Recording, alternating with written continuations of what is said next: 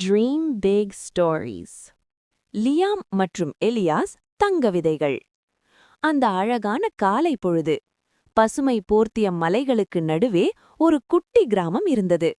அங்கே மண்பாண்டங்கள் செய்வதில் கைதேர்ந்த அலிஸ்டர் என்ற தாத்தாவிடம் லியாம் மற்றும் எலியாஸ் என்ற இரு சகோதரர்கள் வேலை பார்த்து வந்தனர்.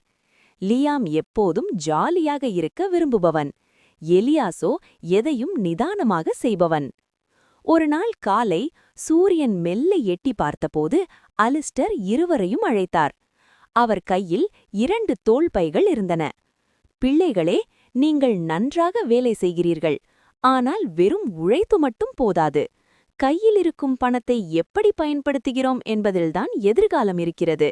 இதோ ஆளுக்கு 10 பொற்காசுகள். நான் 6 மாதம் வெளியூர் செல்கிறேன்.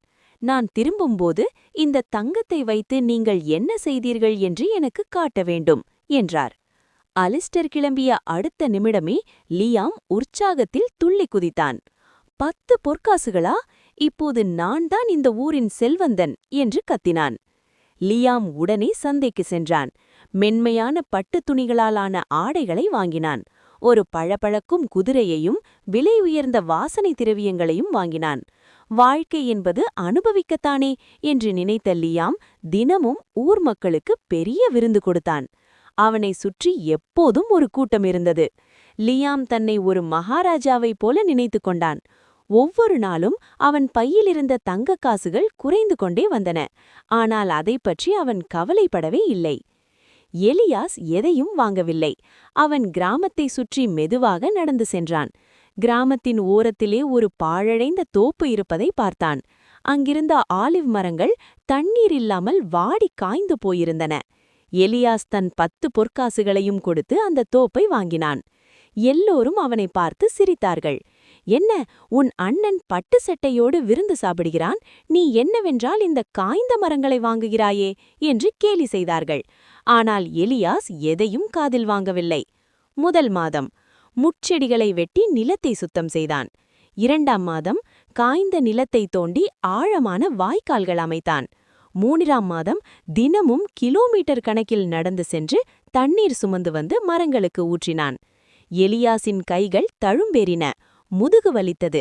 ஆனாலும் அவன் மனதளவிலே ஒரு நம்பிக்கையோடு உழைத்து கொண்டே இருந்தான். காலச்சக்கரம் சுழன்றது. 5 மாதங்கள் ஓடிவிட்டன. பனிக்காலம் தொடங்கியது.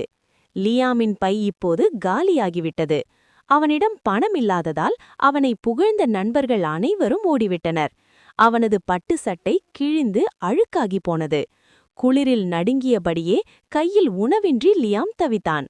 ஐயோ, அன்றே கொஞ்சம் சேமித்திருக்கலாமே என்று வருந்தினான். அதே நேரத்தில் எலியாசின் தோப்பில் ஒரு அதிசயம் நடந்தது. தண்ணீர் ஊற்றி வளர்த்ததால் காய்ந்து போன மரங்கள் இப்போது அடர் பச்சை நிறத்தில் மின்னின. கிளைகள் முழுக்க ஆலிவ் பழங்கள் தொங்கின. எலியாஸ் அந்த பழங்களை சேகரித்து உயர்ந்த தரமான ஆலிவ் எண்ணெயை தயாரித்தான். அந்த எண்ணெயை விற்றதில் அவனுக்கு நிறைய வருமானம் கிடைத்தது. அலிஸ்டர் தாத்தா ஊர் திரும்பினார். முதலில் லியாமை பார்த்தார். லியாம் தலைகுனிந்து நின்றான். தாத்தா, நான் தப்பு செய்துவிட்டேன், பணத்தை வீணாக செலவு செய்துவிட்டேன் என்று அழுது கொண்டே சொன்னான். அடுத்து தாத்தா எலியாஸை சந்திக்க தோப்பிற்கு சென்றார்.